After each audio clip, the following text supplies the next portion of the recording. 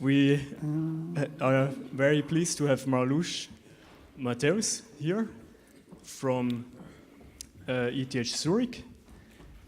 I read on Wikipedia that ETH is a sister university of EPFL, and it's located in the east from here, from Lausanne. And it's a great pleasure to have Marloes here. She is a full professor of statistics in ETH. She does extremely interesting research on causality, which is a very fundamental research question, maybe amongst the most fundamental ones. If you analyze data, what causes what? And in addition to that, I find it really impressive in her research that she does not only work on the theory side, but as well has many relevant applications, and looking forward to her talk. Thank you very much, and thanks for the invitation to be here and for the organizers to put together this great event. So as Martin said, I'm interested in causality a lot, and so I would first like to discuss a little bit what are actually causal questions. And roughly you can say that causal questions are often about the mechanism behind the data or about predictions that you want to make about the system after some outside intervention is being done to the system. So some examples about the mechanism are, for example, does smoking cause lung cancer? There was an open problem for a long time, and a famous statistician, Fisher, often said that we just see an association between smoking and cancer, and association is not causation, and therefore we don't know this. But after long research, of course, we now do know that smoking really causes lung cancer. Major causes of global warming, it's a topic of current interest, of course. And also things like gene regulatory networks, which genes affect which other genes. Then some examples about predictions in systems that are changed is, for example, how is the stock market going to react to some new policy interventions? Can you predict a phenotype that will occur after knocking out certain genes? Or how would your sales go up or down after a certain advertising campaign? So mathematically, these problems are challenging because you basically see data from one distribution, but you want to make predictions about data in a different distribution, namely after some kind of intervention is being done. So the best way to answer such causal questions is to do a randomized controlled trial. And the key idea is that, for example, if you say, well, I can just compare smokers and non-smokers, then you have a problem there because the people who smoke may be different in many respects from the people who don't smoke, right? Maybe they have different alcohol habits, maybe different sport habits, maybe different stress levels, etc. And by just comparing those groups, you don't know which one of these aspects is causing the difference in cancer that you're seeing. But if you do a randomized controlled experiment, you get a random group of people. For each person, you flip a coin, and if it's head, you would say, well, you have to smoke a pack of cigarettes a day, and if it's tail, you say you cannot smoke at all, right? And then you wait for 10, 20 years, and you see what happens. And now, if you then see a difference in cancer after that, then you can really say it's due to the smoking, because of your coin flipping, your randomization, it's very unlikely that all the sporty people ended up in one group, or all the stressed people, right? By flipping the coin, all those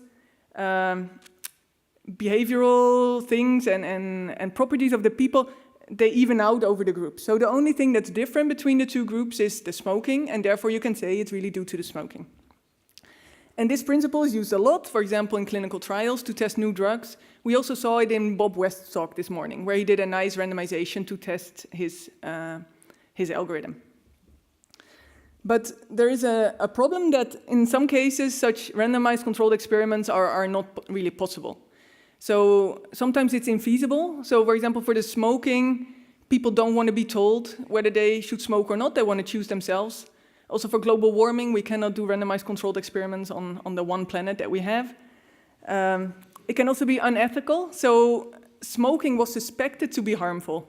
And as soon as you suspect it, it's no longer ethical to randomize people to a treatment like that. And then also, these experiments can be expensive and time-consuming. So, for example, if you have large gene networks with thousands of genes, you would have to really do the thousands of experiments, or maybe even more. if you want to see the joint effects of joint knockouts, etc. And that's a time-consuming thing.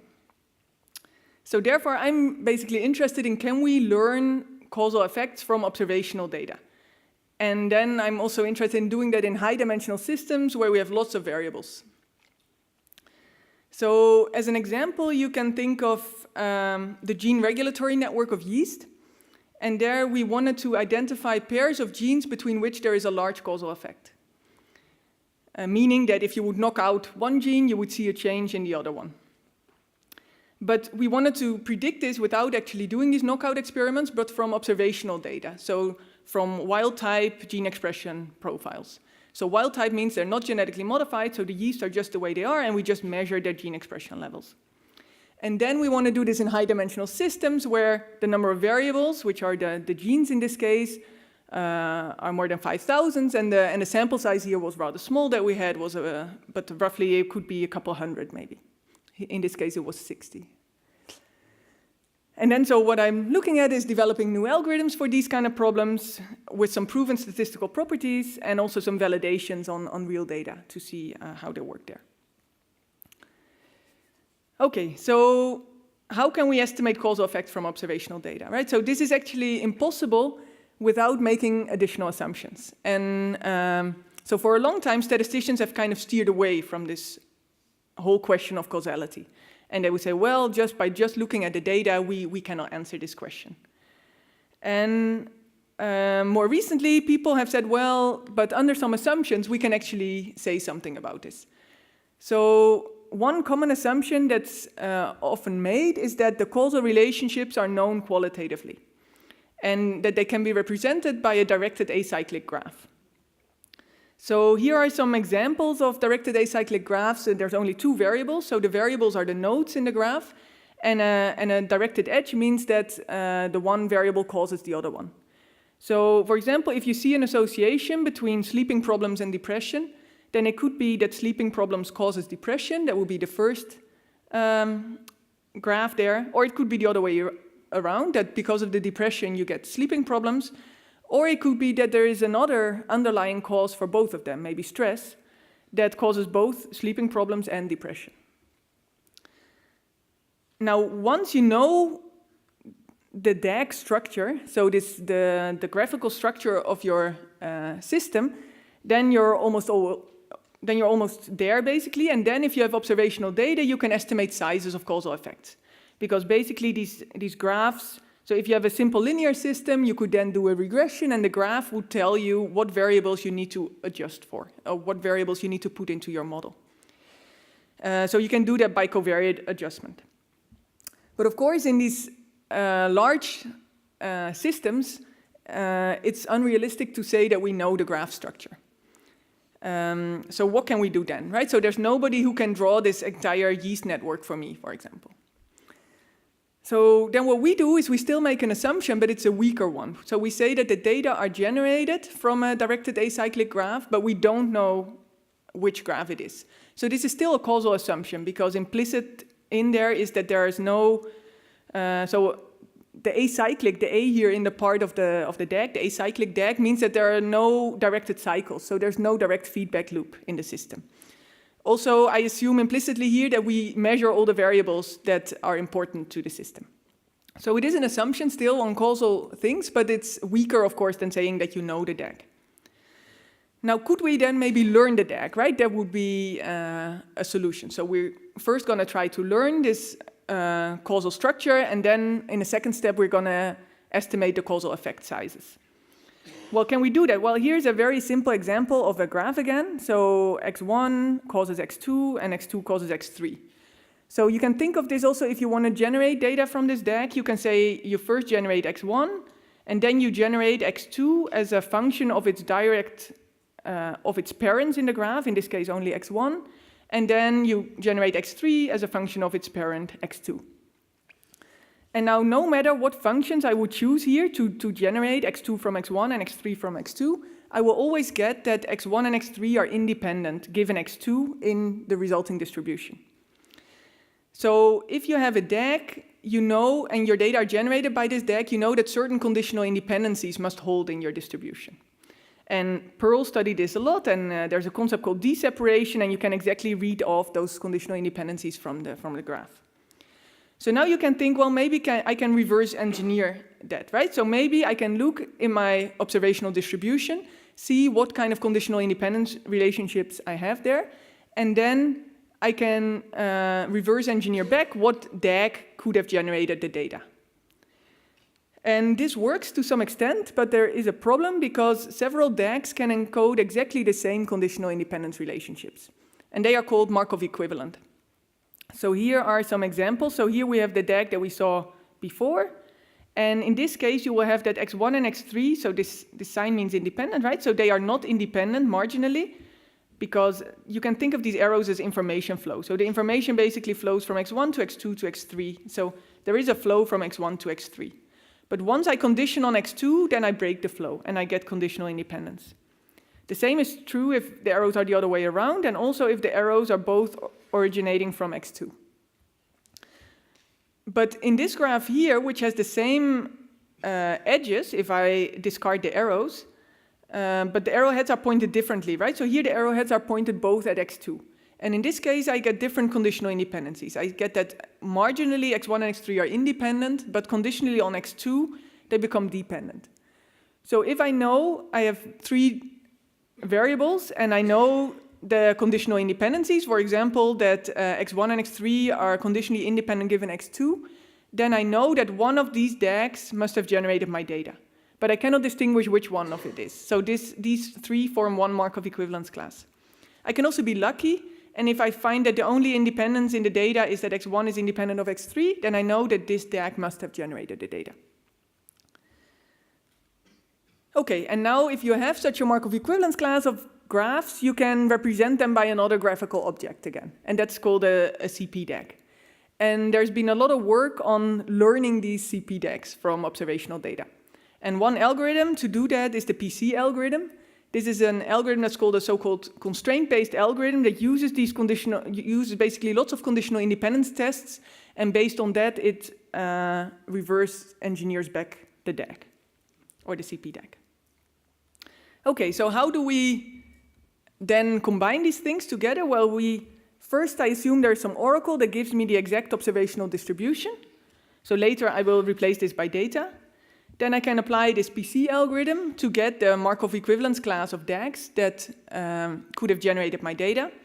And then conceptually, I could list all the DAGs in this Markov equivalence class. So in this case, I have M of them. And then under the assumptions that I make, I know that one of these DAGs must have generated my data, but I just don't know which one it was. But I can say, well, assume it was the first one, then I can apply covariate adjustment and get the causal effect that I'm interested in. And I can do the same for the second one, etc. And then I know that one of these effects that I computed must have been the true one. But I don't know which one it is. I just throw all of them in a multiset. And I can then, for example, get bounds on the true causal effect by taking the minimum and the maximum value of the values in my multiset. Now, this doesn't work very well for very large systems because it's computationally difficult to list all these DAGs in the Markov equivalence class.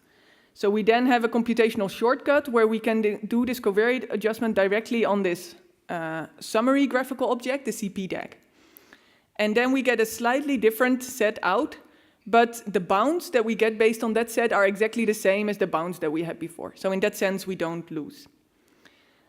Then, of course, we have a data version where instead of the observational distribution, we see data. Then we need to apply a sample version of the PC algorithm. And there, instead of knowing certain conditional independencies, I need to do lots of conditional independence tests. And then there is a tuning parameter alpha that is the significance level of these tests, basically. Then I get an estimated CP DAG, so I put a head on it to indicate that it's estimated. And then I can do the backdoor adjustment there. So I will do a sample version of regressions, for example, and I get my estimated causal effect. So here there's some other statistical error on top of it. And then I put all these estimated values in my multiset, and there's now a head on it also because it's an estimated version, the L for that it's local, and the alpha because of the tuning parameter. And then we have theoretical results that as the sample size tends to infinity, then this estimated set converges to this true local multiset that we had before, even in high-dimensional systems where the number of variables can grow much faster than the sample size. But of course, we need certain conditions here that I won't discuss in detail, but there are certain sparsity conditions and other things that we need. Okay, so this is basically the idea of the algorithm. And as I said, there are these sparsity assumptions that we made. There's also the acyclicity assumption, etc. And those assumptions are, of course, a simplification of reality. It's probably necessary to make those assumptions, but they're not valid in practice, right? So what we wanted to do then is we wanted to really see how this algorithm performs on real data.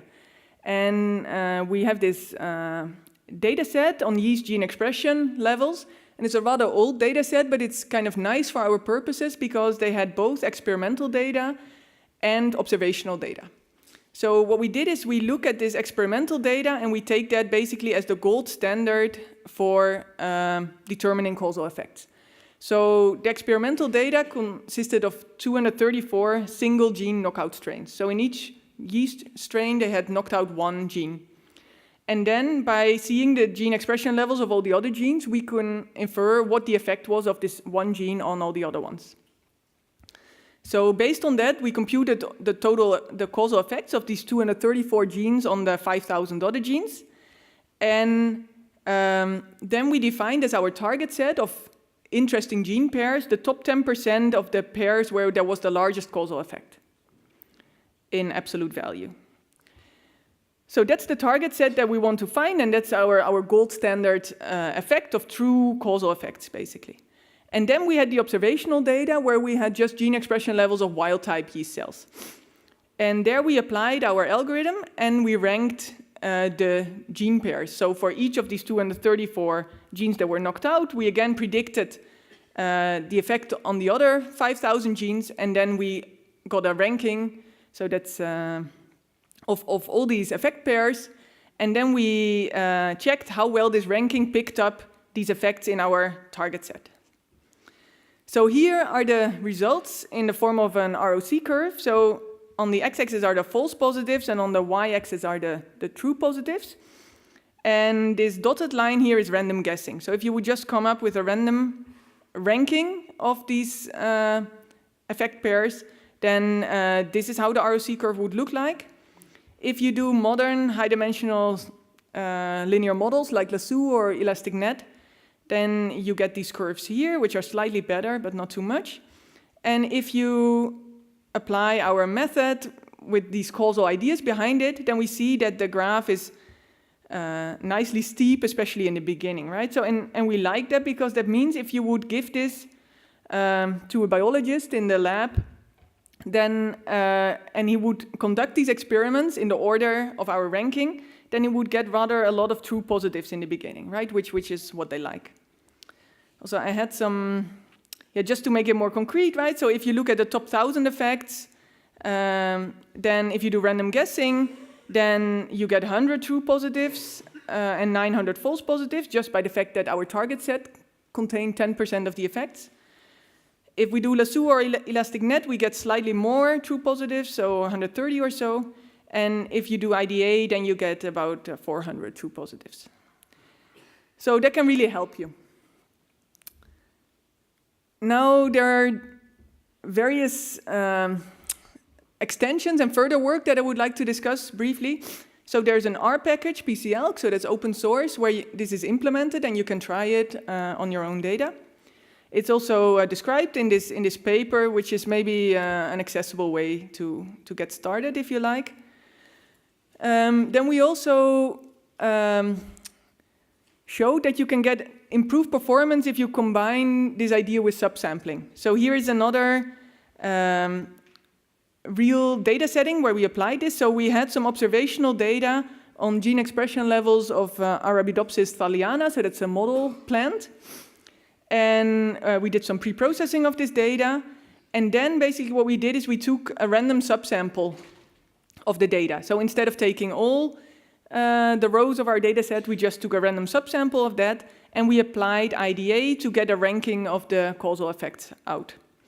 And then we took another random subsample and we got another ranking out. And we did this again and again and again for, say, 1,000 times or so. And then we made some kind of summary ranking by looking which causal effects are consistently stable in the sense that they appear at the top of these rankings. And if you do that, you can get more stable results and more reliable results. And then we also actually planted, so we got some predictions. So here the phenotype was the time to flowering, and we got some genes that we thought would predict or would affect the time to flowering. And then you can actually buy knockout strains of these plants where these genes are knocked out, and we did that, and we actually found that we often did find an effect on flowering time. Then there's another thing that I would like to say is that in these high-dimensional systems, things can be, so this goes a little bit to the previous point also, things can be rather unstable. So you apply your algorithm once, and then if you apply it a second time, or you change maybe the ordering of your variables, which should be really irrelevant in this problem, right? So if you think of your data set, it would just be a permutation of your columns, basically, if those are the variables, and this should not affect your results. Then we actually found that if you do that, then the PC algorithm is extremely sensitive to this and can give you a completely different result if you change the ordering of your variables. So that's maybe a general warning message to check these kind of stability things. And here we found that if you stabilize this PC algorithm by taking away this order dependence and also applying subsampling on top of it, then we can get much better results. So I won't explain all the graphs here, but basically this is a rescaled version of the previous plot, where random guessing is here in gray again, and this is the previous result that we had with the plain PC algorithm. And then you see you can get a lot of improvement if you do smarter things there. Then we also, instead of improving the PC algorithm, there's also different classes of algorithms that you can use to learn the causal structure, and we also investigated that, and you can also get improvement if you do that. So there's also score-based algorithms and hybrid algorithms to learn these graphs, and that can sometimes help.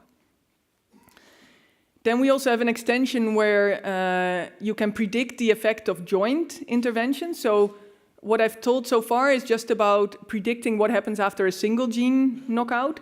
But then often people are also interested in, for example, what happens if I do a double gene knockout or a triple gene knockout, etc. So we also have an extension of this method that incorporates that. And then there's another group, so Malinsky and Spertes, they have an extension where they allow for latent variables. So it's called latent variable IDA, where they can have basically a similar approach, but they learn graphs that allow for latent variables and also incorporate that later on.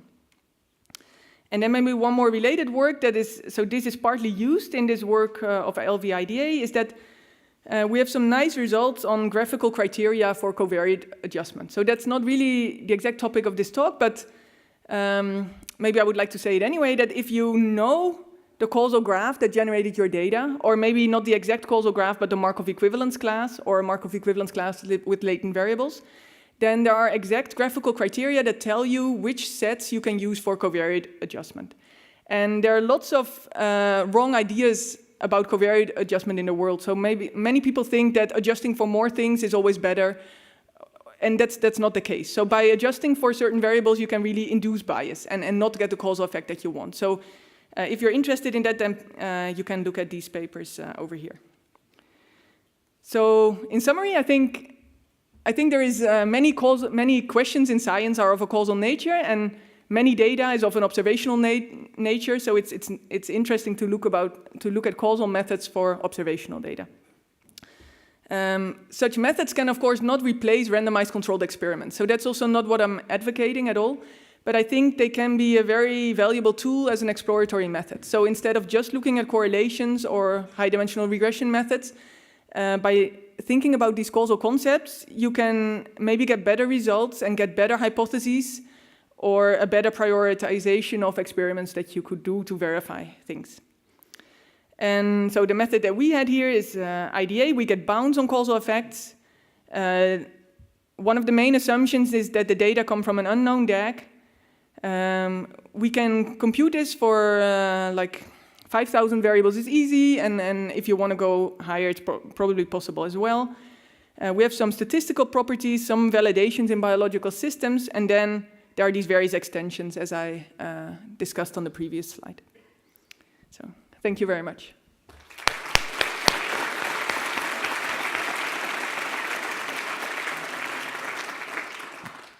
Thank you very much. Any questions?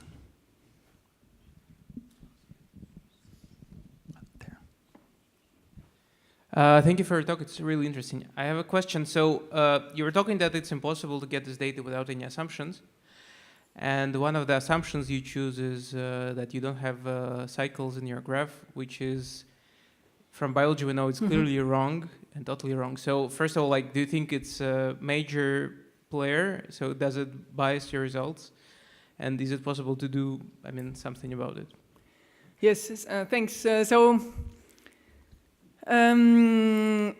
there's a couple ways to go about this. So one way is to look at networks over time. So what we really not allow is instantaneous feedback at the moment. But you have dynamic Bayesian networks where you basically have a graph at each time slot, and then you can have that variable x1 affect variable x2 at the next time, which affects variable x1 at the next time again. So you get a kind of loop like that. That is possible. That's one way out. There are also causal structure learning algorithms that allow for cycles. So the CCD algorithm is an example of that. But things tend to become more unstable if you do that. And then I think it's a matter of you have to weigh somehow the complexity of the model and also against the amount of data that you have.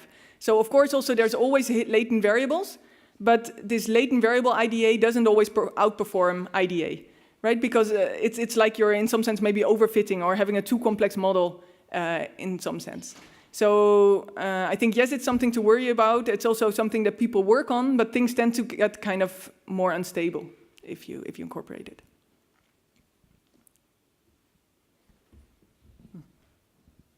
More questions? One over there.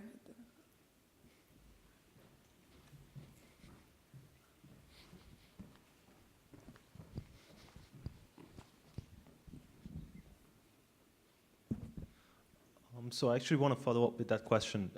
Do you think biology is the easiest example and data sets that you can start exploring these ideas on? Or do you think there are other areas that people can actually apply these methods and get meaningful answers without worrying too much about these feedback loops, or at least the obvious feedback loops that were just discussed? Yes, thanks for that question. That's a good point. So we like to kind of play with biological data sets because they are a very nice test bed for us, because you can do these knockout experiments. So, but I'm also collaborating with people now who want to do suicide prevention, and they want to understand the causal structure in order to know which interventions are best for them to do. But of course, economic policy, or basically it's relevant in many, many fields, but it's difficult in many fields to do validation experiments. And for like developing methods like I'm doing, it's very nice to have biological data sets where you can do knockout experiments in certain organisms to see if we got it more or less right. So that's the main reason for that being our main playing field at the moment. All right. Will you join us tonight? Yes, sure. Excellent. Perfect. Thank you. So there's more time tonight also to ask questions. Okay, so we have a short break. Then we have the last session with the Crowd AI Symposium. And then Armand Joulet from Facebook AI Research Lab will give the last talk for today. All right. Thank you.